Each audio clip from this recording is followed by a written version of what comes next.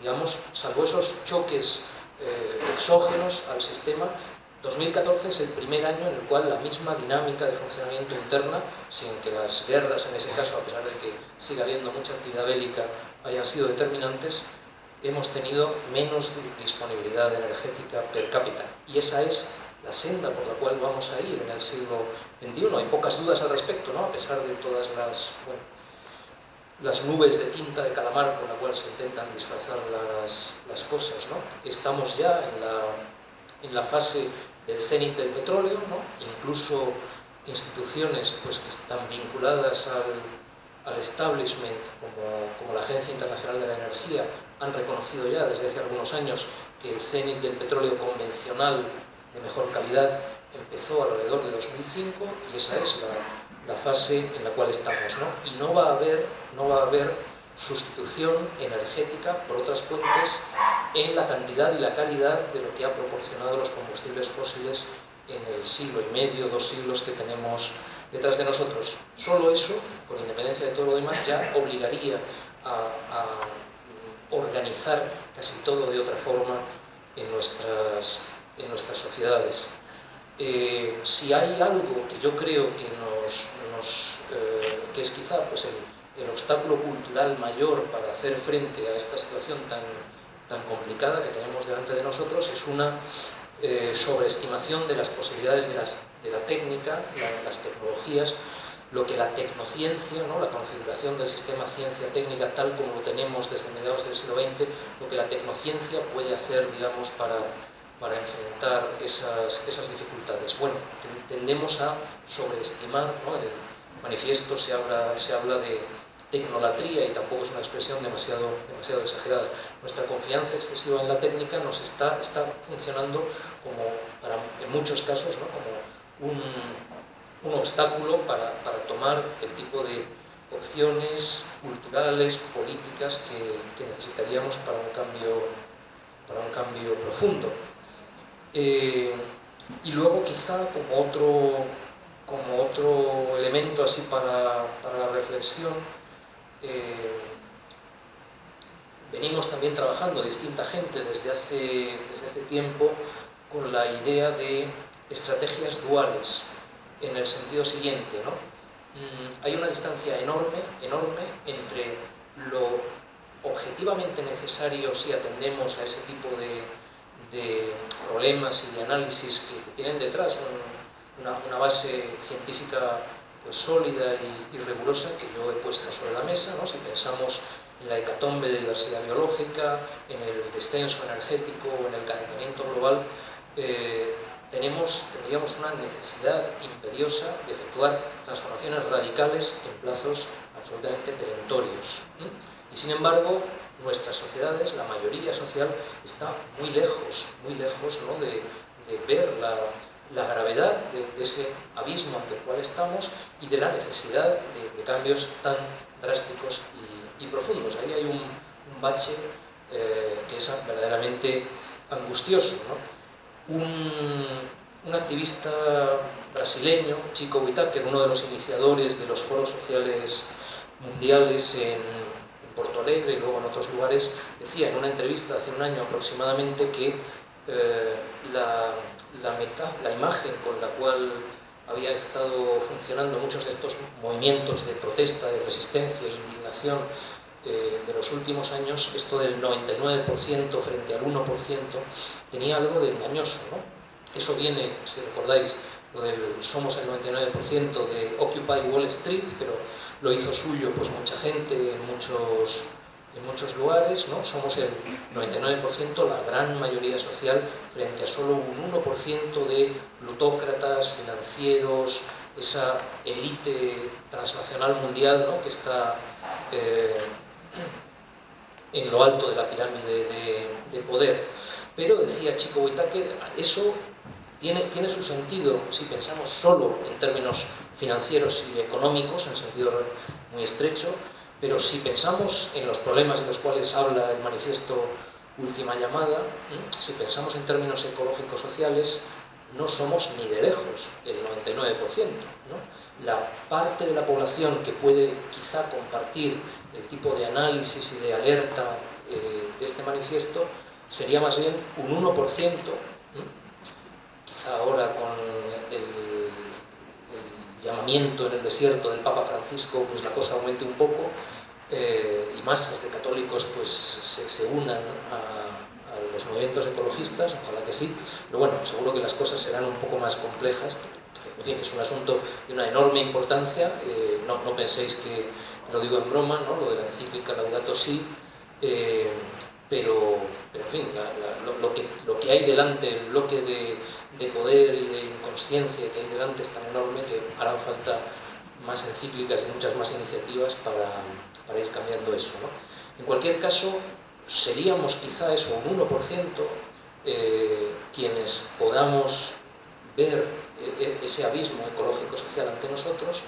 Nos dirigimos al otro 98% de la sociedad, intentando alertar, concienciar y abrir los ojos para ver eso que tenemos delante, y ese 1% ecologista, por decirlo así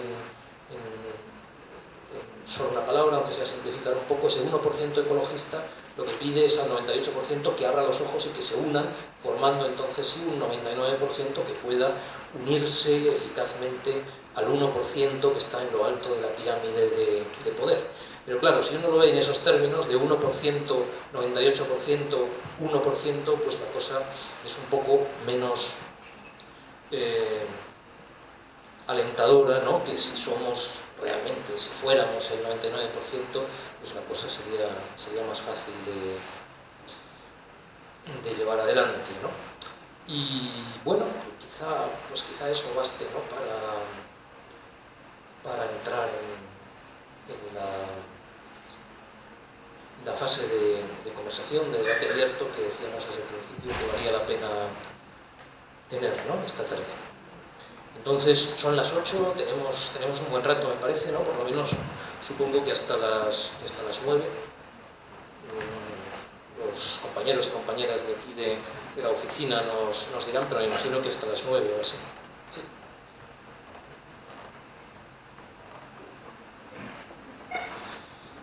No sé, si alguien quiere usar el micrófono también, hay bastante cable.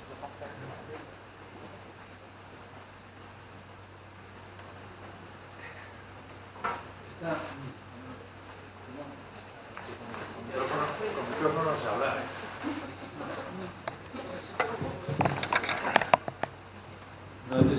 Yo quería hacer una pregunta sobre... se habla de este objetivo de la economía circular, de reciclar todo, de llegar a devolver a su estado original las materias primas, no sé, una especie de utopía extraña que no sé si la ves también en el horizonte del que nos estás hablando, o qué papel va a jugar, ¿no? Bueno, ahí se podría hacer una reflexión un poquito más general, ¿no? A partir de la idea esta en parte propagandística de economía circular. Si veis en el manifiesto, en el texto del manifiesto también nos referíamos a la noción de economía verde, y igualmente podríamos valernos de la evolución que ha seguido la noción de desarrollo sostenible para ver ahí con un poco de cuidado lo que está pasando, ¿no? Estas tres nociones tienen algo en común, ¿no? Las tres tienen en su base buen conocimiento científico y intención ecologista. De hecho, han sido nociones que nacen de lo que podríamos llamar, en sentido amplio, movimiento ecologista, ¿no? La idea de sustentabilidad, incluso de desarrollo sostenible, nace del movimiento ecologista. Economía verde es una noción, había un buen libro titulado así de comienzos de los 90, The Green Economy, de Michael Jacobs, que se tradujo al castellano, y también es un buen texto. O esta idea de economía circular, ¿no? Remite también a elaboraciones que son muy importantes de este terreno ecológico-social. ¿Qué sucede, sin embargo? En los tres casos lo que tenemos es un movimiento en el cual las fuerzas de ese 1% en la pirámide del poder hacen todo lo que pueden por apropiarse de nociones que vienen de otro lugar y reformularlas de una manera que a veces las convierta hasta en lo contrario de lo que eran en su origen, ¿no? Si viéramos cuáles son los usos que desde el mundo de la gran empresa, por ejemplo, se hacen de la noción de desarrollo sostenible, pues llegaríamos rápidamente a la conclusión de que en más de 9 de cada 10 casos lo que hay es pura propaganda que encubre prácticas que son lo contrario de la sustentabilidad, ¿no? Con la economía verde, tal y como la asumió el aparato de Naciones Unidas hace un poco más de un lustro, viene a pasar algo parecido, aunque en su origen la economía verde de Michael Jacobs, digamos, ¿no? Esa formulada por economistas pues entre la economía ecológica y la economía ambiental, ¿no? En los años 80-90, yo lo afirmo en cualquier momento. Sin embargo, esa otra economía verde de Naciones Unidas, el vector de fondo de eso era el intento de extender la vara de medir del dinero y los procesos de mercantilización a todos los bienes naturales y servicios ecosistémicos en una vía, digamos, pues que es negativa y también contradictoria con buena parte de los planteamientos de aquella economía verde inicial. Y con la economía circular puede pasar algo parecido, aunque es una cosa más incipiente. O sea, no hay ninguna duda de que una economía sustentable, uno de sus rasgos tiene que ser cerrar en todo lo posible los ciclos de materiales. Eso es axiomático si pensamos, bueno, yo escribí un libro hace unos años que titulé Biomímesis, y ahora hay una edición reciente, actualizada, que se llama Un buen encaje en los ecosistemas. Biomímesis es la idea de imitar, reconstruir los sistemas humanos de manera que imiten algunos rasgos importantes de los ecosistemas para que los sistemas humanos encajen mejor en los ecosistemas. Y si nos fijamos en cuáles son esos rasgos ecosistémicos que deberían imitar los sistemas industriales, las ciudades, los sistemas agropecuarios y demás, pues uno de ellos es ese funcionamiento circular de los materiales en la naturaleza, ¿no? Los ciclos de materiales en la naturaleza son cerrados. Y eso es lo que explica que puedan mantenerse decenas o cientos de millones de años, ¿no? En cambio, los sistemas industriales han estado funcionando como sistemas abiertos, lineales, ¿no? Durante este siglo y medio más o menos que llevamos detrás. Entonces, lo que se impone es cerrar en lo posible los ciclos de materiales. O sea que esa es una idea muy importante.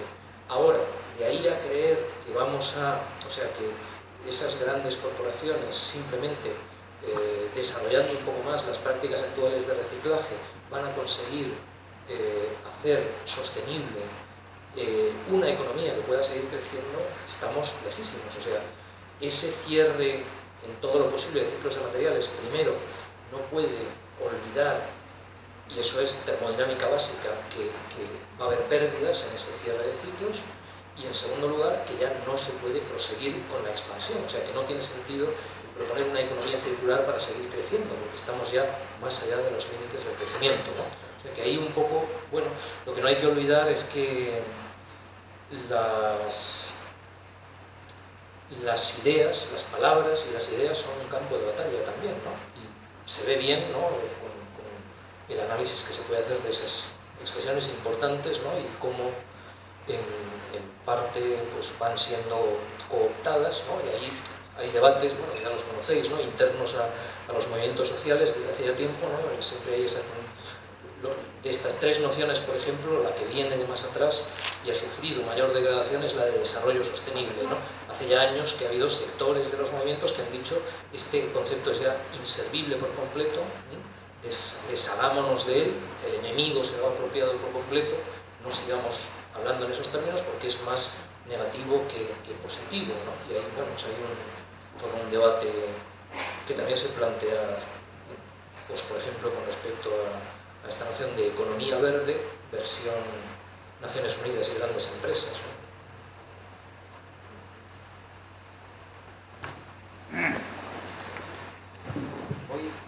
Voy a ver si me dan un poquito más de hilo. Espero para hacerte la pregunta. Sí, no, Bueno, yo redundando en la pregunta que te hice el otro día y que no me contestaste, por lo menos en la línea. ¿Te estás escuchando, no? No, es que te dije, ¿quién estaba predestinado a encabezar el cambio o evitar el colapso? Te hablé del G7, de la clase obrera, y ahora te voy a decir una pregunta más concreta, que estoy de acuerdo contigo, efectivamente, esos grandes análisis. ¿En quién debemos confiar? ¿En los políticos o en los economistas o en los ingenieros? Porque mientras estamos esperando los políticos, pues aquí puede venir, porque los que están por el cambio radical del modelo, esos no van a tomar el poder nunca, estamos de acuerdo, ¿no? O sea, si alguno espera que en los próximos años, a ver, imagino que si llegamos a un momento de crisis bestial, pues a lo mejor la gente toma conciencia y dice, oye, que hay que votar a estos. Pero hoy por hoy, por desgracia, estos pues apenas sacan el 1 o el 2% de los votos en España, ¿no? Los que son conscientes de todo esto que plantean, ¿no? Entonces, en tanto en cuanto eso ocurra, es decir, que la gente llegue a tomar conciencia de lo que se nos avecina, mientras tanto, y traduzco un poco lo que ha planteado aquí este señor, chico, todas estas medidas, aunque sean un poco reformistas, no habría que plantearlas y apoyarlas y desarrollarlas. En fin, a ver si me entiendes, esa es un poco la pregunta que eso. ¿En quién confiamos? ¿Cómo lo veis vosotros? Y luego digo también alguna cosa, pero esto de políticos, economistas e ingenieros, ¿qué suscita en la sala? Yo creo que en quien debemos confiar es en nosotros mismos. Porque si nos vamos a esperar a que nos den las recetas, miremos simplemente cualquier grupo político que llega al poder y que quiere detentar el poder, es lo que primero controla. La educación, porque a través de la educación, es decir, de la ineducación, pues el rebaño se lleva mejor.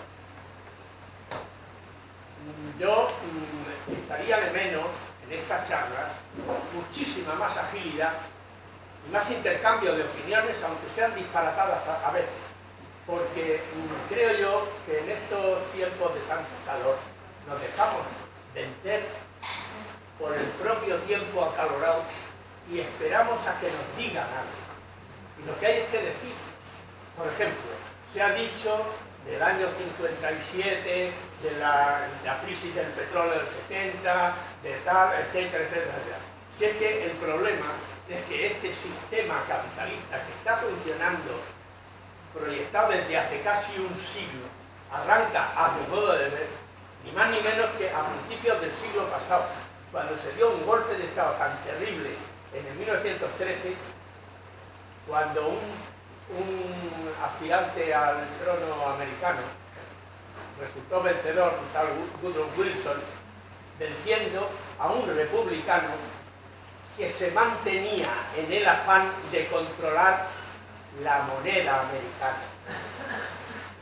Le pusieron un segundo que le hiciera sombra y se lo cargaron, y eso que era el republicano. Ganó el demócrata y tardó semanas en firmar la cesión del derecho del país, Estados Unidos de Norteamérica, a favor de la Fed, de la Reserva Federal, para que imprimieran el dinero. De manera que a partir de allí tenemos que el país adalid de la democracia es un país que está en manos de la banca privada.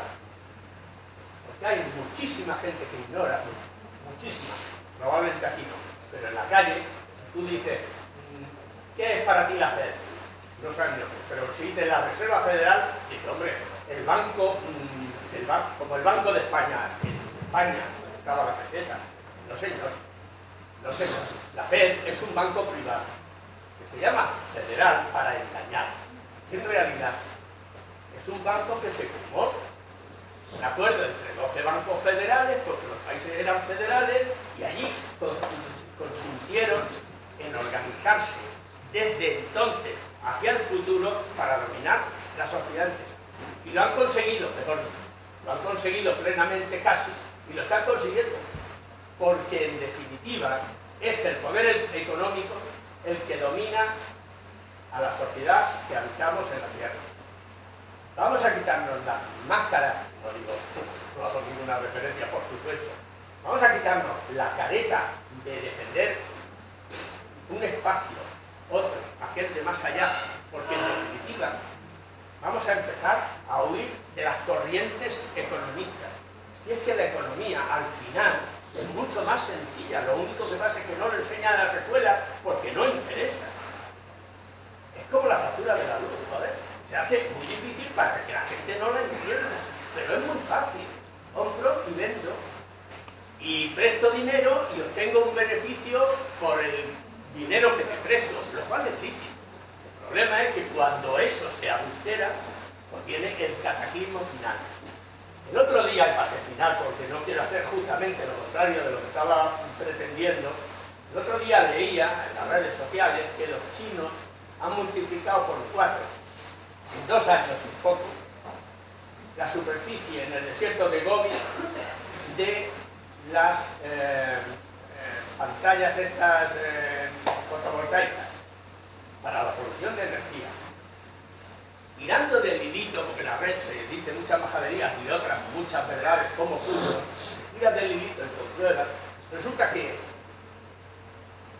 juntando paneles solares fotovoltaicos aproximadamente en una superficie equivalente a la provincia de Murcia, por poner un caso más o menos, habría toda la energía que está diciendo que consume el ser humano sobre la capa de la Tierra. Toda la energía. El otro día, ponme 3, en vez de una de Murcia, 3. Pero el otro día se decía, en una noticia del periódico de la prensa escrita, a la que yo no acudiré jamás ya, porque es pura bazofia en España. La prensa escrita es una absoluta sucursal del poder instituido. Yo solo leo el diario el escolar, pero claro, ya no. ¿Eres un periodista? No, que yo le conozco a Nacho Escobar, no es eso, no soy un periodista. Lo que quiero decir, y ya termino con el rollo como la presión, es que con esa energía que se puede producir porque tecnología hay suficiente para ello, se pueden resolver un montonazo de problemas. Y no interesa porque no está en las manos de los oligopolios que son los que dominan ahora. Ya está. Y la economía es eso. Yo no sé, porque no he estudiado economía profundamente, la teoría de Keynes, todo eso, pero en el fondo, todo eso está superado. Y yo creo que tenemos una pequeña luz de esperanza, porque alguien se ha dado cuenta, unos chicos jóvenes desde hace unos cuantos años en esta parte, de que el concepto derecha-izquierda está obsoleto. No es que las ideologías no existan, existen, pero es verdad que en la transversalidad horizontal de la derecha y la izquierda ha sido superada por el arriba y el debajo. Arriba los que mandan y debajo los que soportan a los que mandan. Bueno, pero ¿quién va a cambiar? Los políticos, los económicos. Nosotros, a mí no me da tiempo. A mí ya no me da tiempo. No me da tiempo, pero ganas no me faltan. Seguramente alguien más querrá intervenir sobre esta cuestión.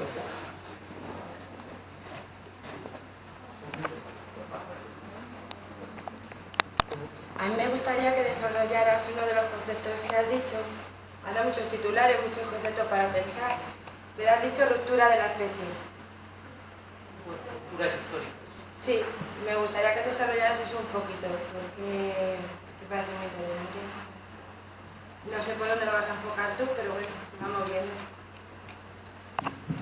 Vale, lo único es que eso ya es otro asunto un poco diferente, entonces quizá si alguien quiere intervenir más sobre esto.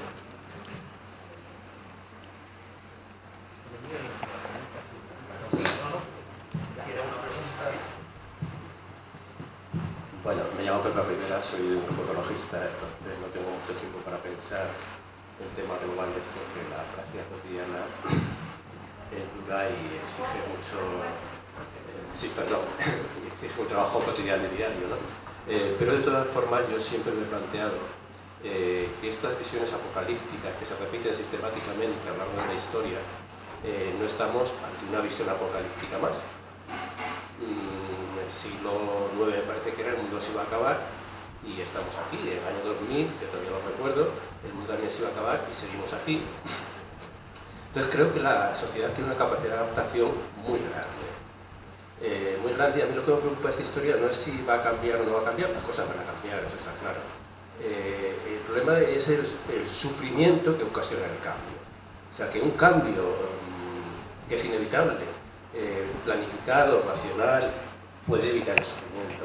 Un cambio como el que se ha producido a lo largo de la historia realmente ha hecho que la gente sufra más, de una forma o de otra.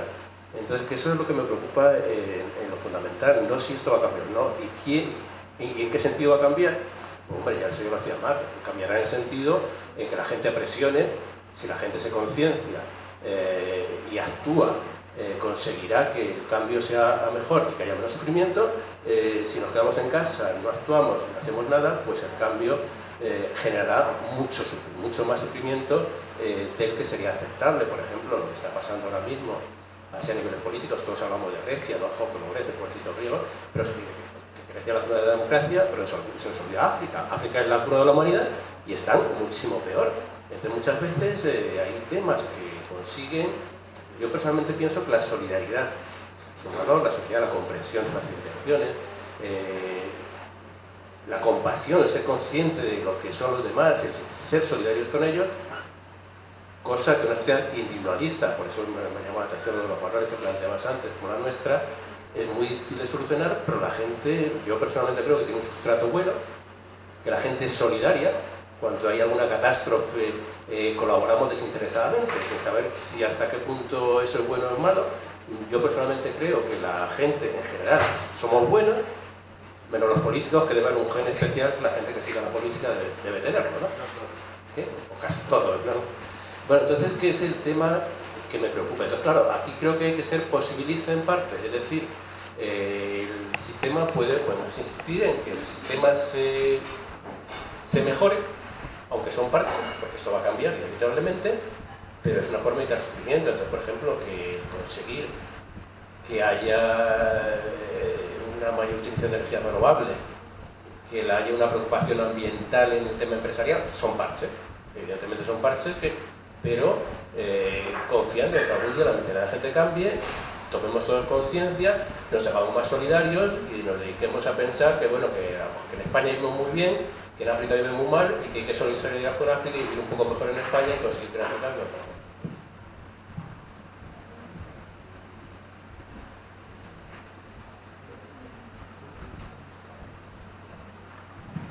A mí me parece muy interesante el planteamiento que fue aquí al principio, ¿no? Porque prácticamente nos caben como tres alternativas ante el riesgo del colapso.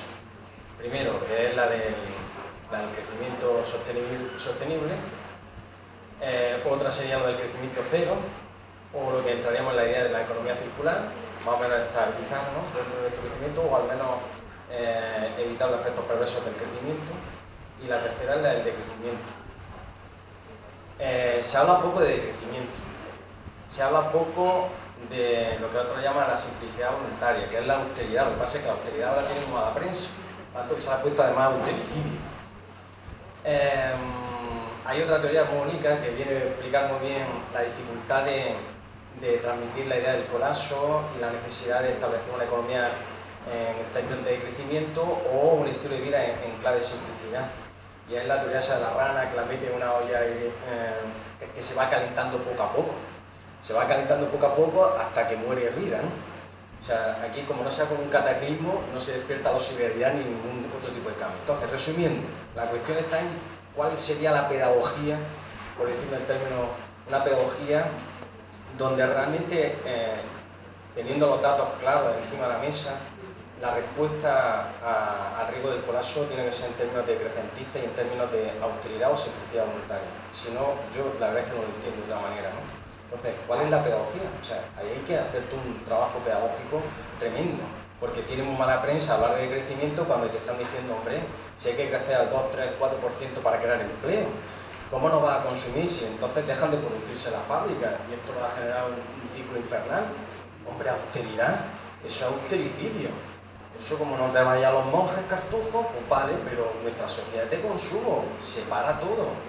Y la austeridad tiene mala prensa, mala hora, como decía. Entonces, para mí la pregunta que está en el aire es, teniendo los datos claros del riesgo del colapso en términos de crecimiento sostenible, incluso de crecimiento cero o economía circular, ¿cuál es la pedagogía que tenemos que hacer para transmitir la idea de una economía en términos decrecentista y, por supuesto, también de simplicidad voluntaria, ¿no? Eso es para mí una cuestión que, vamos, que Jorge o quien quiera, ¿no?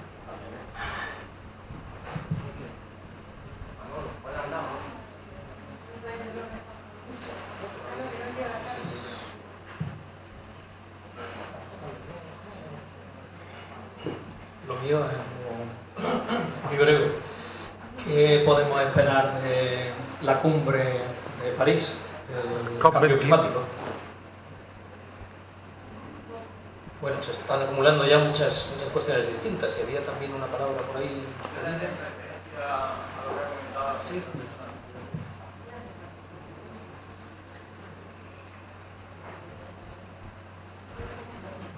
Yo quería dar mi opinión en referencia a lo que ha dicho la segunda persona que ha intervenido, que es en manos de quién está la solución, no si está en manos de los políticos, está en manos de los ingenieros, estamos, no sé, el tercer agente que ha dicho. Economistas, ¿no? Pues yo pienso que la solución tiene que ser colaborativa, porque cuando leí el manifiesto, intentando reflexionar sobre él, pues te das cuenta de que el problema lo encontramos, si hacemos el símil matemático, nos encontramos ante un problema exponencial. Por eso yo lo que he comentado antes fue que las soluciones del crecimiento sostenible son soluciones lineales. Entonces, una solución lineal nunca va a atajar un problema exponencial. Y luego también se me ocurrió que cuando se hacen las cosas colaborativas, se consigue que tengan un crecimiento exponencial para llegar a esa solución. Y voy a hacer un símil, un poco banal, con las nuevas empresas que se están creando hoy en día, que se llaman las empresas Big Corporated, es decir, que las propias personas son la propia empresa y esas empresas crecen de forma exponencial. Podemos ver el ejemplo, por ejemplo, de BlaBlaCar.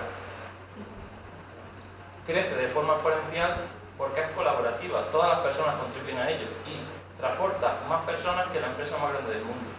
Si nos vamos a otro ejemplo, por ejemplo la empresa Airbnb, que las personas en su propia casa ofrecen sus habitaciones, tiene un crecimiento exponencial, es decir, que tiene más habitaciones que la empresa más grande del mundo de hoteles.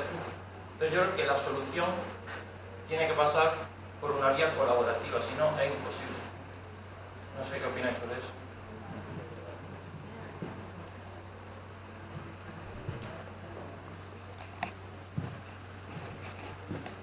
Bueno, a ver. ¿Me acuerdo de todo? No, son demasiadas cuestiones y algunas son tremendas, entonces, a ver.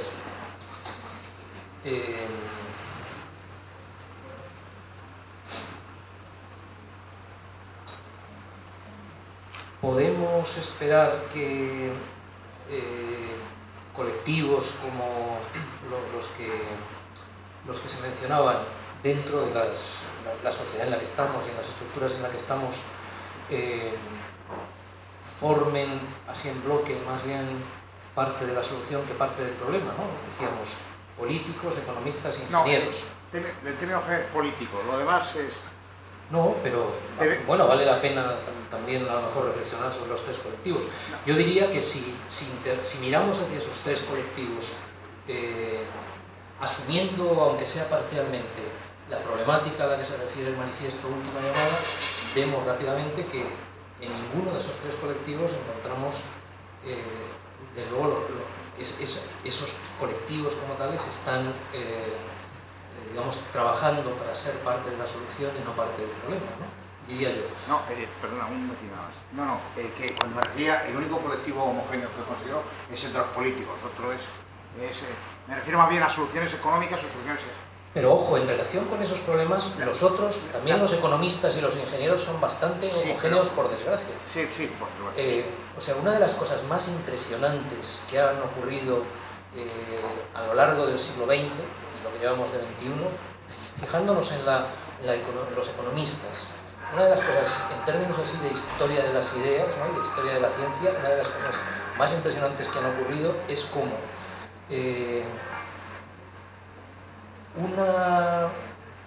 un conjunto de elementos teóricos en realidad tan parcial y tan endeble como lo es la versión neoclásica de la teoría económica que se enseña en las facultades de económicas, que han sido cada vez más no facultades ya de ciencias económicas, sino facultades de empresariales en todas partes, ¿no?